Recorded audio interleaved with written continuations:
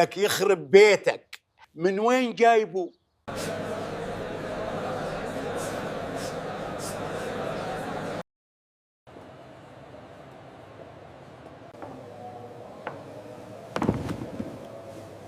شو لك غضبان؟ ما حدا قدك والله.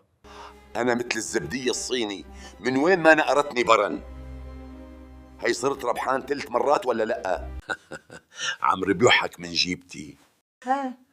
هنن منافسينك وضعهم تعبان. اسمع لي هالمثل. لحظة، كرمال ما يصير غش أنا بنقل الموضوع وانتو بتحكوا الأمثال.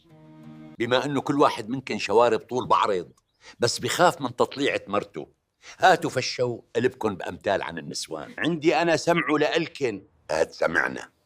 قال 6 7 بخدمته، وهي بتشرق مخططة. ما حلوة منك والله. هيك قالوا أهل زمان، أنا شو دخلني؟ قال يا قلبي سحنتك، يا مزودة محنتك، يا عوجة بوزك، يا مطفشي جوزك.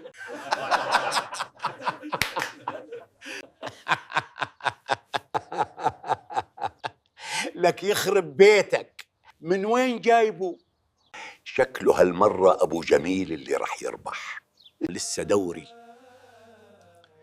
يلي ماله حناين من النقسة، ماله صباح ولا مسا.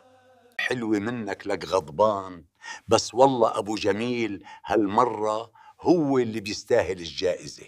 عيد مرة تانية لنضحك شوي. وقال يا قلبي سحنتك، يا مزودة محنتك، يا عوجة بوزك، يا مطفشي جوزك.